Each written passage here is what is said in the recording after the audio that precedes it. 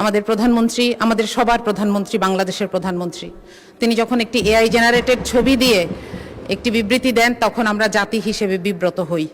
আমি আপনাকে অনুরোধ করব, আপনার মাধ্যমে প্রধানমন্ত্রীকে অনুরোধ করব এই ব্যাপারে তাকে যারা ইনফরমেশন দেন তাদের সাথে এই ব্যাপারটি ক্লিয়ার করে নেওয়ার জন্য।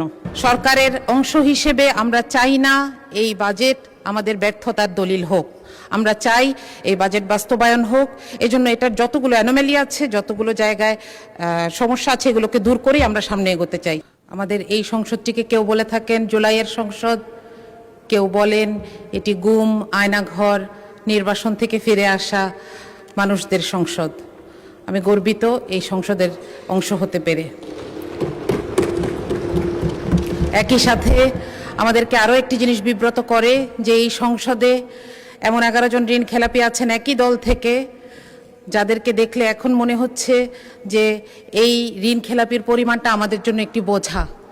আমি যদি আপনাকে সংখ্যাটি বলি, এই বাজেটে ঋণ খেলাপির আমাদের মোট পরিমাণ 6,44,000 কোটি এবং করের পরিমাণ 6,95,000 কোটি। মাঝে মধ্যে মনে হয় যে এই বছরটা যদি আমরা এই ঋণগুলো ফেরত পেতাম, আমরা অন্তত একটা বছর করবিহীন জীবনযাপন করতে পারতাম। মাননীয় স্পিকার, এই ঋণের এই যে রাজস্ব আদায়ের লক্ষ্য, এটা আদায়ে এনবিআর 30 বার ব্যর্থ হয়েছে। তারপরও আমরা এবার একটি অবাস্তব প্ল্যান এনবিআরের উপর চাপিয়ে দিয়েছি, যেটার কোনো ইনফ্রাস্ট্রাকচার এনবিআরের নাই।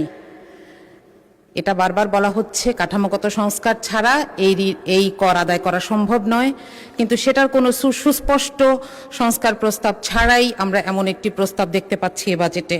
আমরা জানি না যে সরকারের হাতে কোন আলাদিনের চেরাগ আছে। মাননীয় স্পিকার, আমাদের বাজেটের স্লোগানে আছে অর্থনৈতিক গণতন্ত্রায়ন।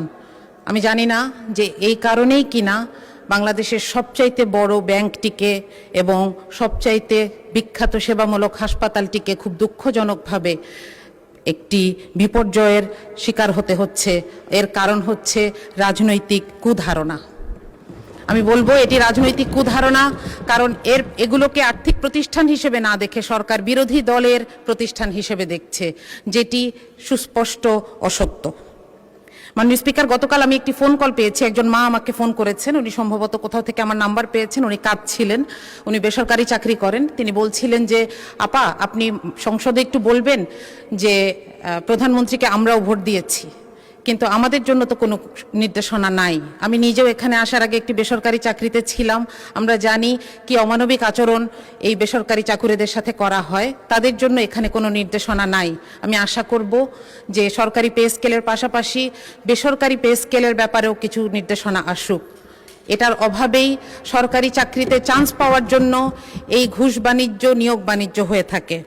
মাননীয় স্পিকার, আমরা এখানে একটি দুঃখজনক কথা বলতে চাই, সেটা হচ্ছে আমাদের প্রধানমন্ত্রী, আমাদের সবার প্রধানমন্ত্রী, বাংলাদেশের প্রধানমন্ত্রী, তিনি যখন একটি এআই জেনারেটেড ছবি দিয়ে একটি বিবৃতি দেন তখন আমরা জাতি হিসেবে বিব্রত হই। আমি আপনাকে অনুরোধ করব, আপনার মাধ্যমে প্রধানমন্ত্রীকে অনুরোধ করব এই ব্যাপারে তাকে যারা ইনফরমেশন দেন তাদের সাথে এই ব্যাপারটি ক্লিয়ার করে নেওয়ার জন্য। মাননীয় স্পিকার, আমি একটু শিক্ষা বাজেট নিয়ে বলতে চাই। আমি একজন শিক্ষক, সেই জায়গা থেকে আমি একটু শিক্ষা বাজেটের ব্যাপারে কথা বলতে চাই। প্রথমত, এখানে 5%-এর একটি কথা বলা হয়েছে যে এটি ধীরে ধীরে অর্জন করার চেষ্টা করা হবে, কিন্তু এটার কোনো টাইম বাউন্ড রোডম্যাপ নাই। দ্বিতীয়ত, আমাদের সমস্যা কিন্তু বরাদ্দে নয়, আমাদের সমস্যা হচ্ছে সক্ষমতায়। আমরা গত বছরের সম্পূরক বাজেট দেখছি, যেখানে 100 টাকা বরাদ্দ ছিল, আমরা হয়তো 97 টাকা খরচ করতে পেরেছি, কিন্তু তারপরেও আমরা আগামী বছর কেন 110 টাকা খরচ করার পরিকল্পনা নিয়েছি, এটা আমার কাছে পরিষ্কার নয়। এখানে কিছু ভুতুরে বরাদ্দ আছে।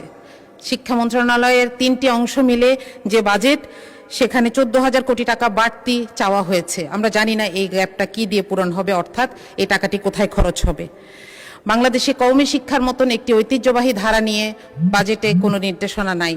মাননীয় স্পিকার, এই যে বিভিন্ন ধরনের বিভিন্ন ডিসিপ্লিন আছে আমাদের দেশে, সেগুলোর ব্যাপারে সুনির্দিষ্ট নির্দেশনা দরকার বা পলিসি দরকার। যেমন আমাদের বিশ্ববিদ্যালয়গুলোকে বলা দরকার তারা যেন স্বায়ত্তশাসিত হয় এবং নিজেদের পয়সা নিজেরা জোগাড় করে। এটা কোত্থেকে জোগাড় করবে? তাদের গবেষণার মাধ্যমে, মানুষের সমস্যা সমাধানের মাধ্যমে জোগাড় করে, যেভাবে সারা পৃথিবীর বড় বড় ভার্সিটিগুলো চলছে। আমাদের যদি এখানে আমরা বলি যে আলিয়া মাদ্রাসাকে বলি যে আপনারা মান উন্নয়ন করেন, আমরা আপনাদেরকে এমপিওভুক্ত শিক্ষা প্রতিষ্ঠানগুলোর সমান পয়সা দিব। আমরা যদি বলি যে জাতীয় বিশ্ববিদ্যালয়কে বলি আপনারা এমপ্লয়মেন্ট তৈরি করেন, আপনাদেরকে আমরা ভর্তুকি দিব কিংবা আপনাদেরকে আমরা বরাদ্দ দিব। এভাবে তাদের সামনে সুনির্দিষ্ট লক্ষ্য ঠিক করে দেওয়া প্রয়োজন, মাননীয় স্পিকার। সুতরাং এইখানে শিক্ষা বাজেটে বিশেষ করে আমাদের আরও বেশি স্পেসিফিক এবং বিস্তারিত বাজেটের নির্দেশনা প্রয়োজন। সবশেষে একটি সংখ্যা বলছি যে পরিচালন ব্যয় যদিও বলা হচ্ছে যে এবার পার্সেন্টেজে কমেছে, কিন্তু বাজেটের সাইজ যেহেতু বড়, তাহলে আগের বছরের থেকে প্রায় 6,22,000 কোটি টাকা বেশি পরিচালন ব্যয় নিয়ে এই বাজেটটি আমাদের সামনে পেশ করা হয়েছে। তো এটার ব্যাপারে আসলে এই স্ট্যাটিস্টিক্সগুলোর ব্যাপারে সততা দরকার ছিল, যে পার্সেন্টেজের ক্ষেত্রে কমানো হলেও আসলে এটা টাকার অঙ্কে বেশি। মাননীয় স্পিকার, বাজেট আসলে একটা দেশের মানুষের এবং সরকারের সাথে একটি সামাজিক চুক্তি। সুতরাং এখানে বাস্তবসম্মত, জবাবদিহিমূলক এবং প্রাতিষ্ঠানিক সক্ষমতা প্রয়োজন। মাননীয় স্পিকার, আমি আপনার কাছে আর 1 মিনিট প্রার্থনা করছি। জি প্লিজ, আপনি কন্টিনিউ করেন, 1 মিনিট সময় বরাদ্দ হলো। Thank you. আপনাকে ধন্যবাদ। আমি একটি গল্প বলার জন্য এই 1 মিনিট সময় চেয়ে নিলাম আপনার কাছে। সেটা হচ্ছে একজন দেশের অর্থমন্ত্রী মিস্টার এক্স যেদিন প্রথম অফিস করলেন, তিনি দেখলেন তার টেবিলে 3টা খাম, তিনি এবং উপরে লেখা কোনো সমস্যায় পড়লে এই খামটি খুলবেন। তো খাম নাম্বার 1 খুললেন তিনি। একটা সময় দেখলেন যে খুবই অবস্থা খারাপ, দেশের মানুষের চাহিদা পূরণ করা যাচ্ছে না, অর্থনীতির অবস্থা খারাপ। তিনি খাম খুলে দেখলেন লেখা আগের সরকারকে দায় দিয়ে দিন, এবং তিনি সেটা করলেন। দেখলেন যে সব সমস্যা মোটামুটি একটু মানুষ একটু বুঝেছে। আরও কিছুদিন পরে যখন আবার সমস্যা এরকম বেড়েছে, তিনি দ্বিতীয় খামটা খুললেন, সেখানে লেখা বিরোধী দলকে দায় দিয়ে দিন। তো তিনি বিরোধী দলকে দায় দিলেন। আরও কিছুদিন পর যখন দেখলেন যে আর পারা যাচ্ছে না, চলবে না, তখন তিনি তৃতীয় খামটি খুললেন, এখানে লেখা যে আরও 3টি খাম বানান এবং আপনি পদত্যাগ করুন আপনার পরবর্তী অর্থমন্ত্রীর জন্য।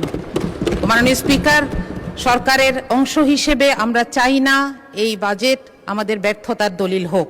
আমরা চাই এই বাজেট বাস্তবায়ন হোক। এজন্য এটার যতগুলো অ্যানোমালি আছে, যতগুলো জায়গায় সমস্যা আছে, এগুলোকে দূর করেই আমরা সামনে এগোতে চাই। আপনাকে ধন্যবাদ মাননীয় স্পিকার।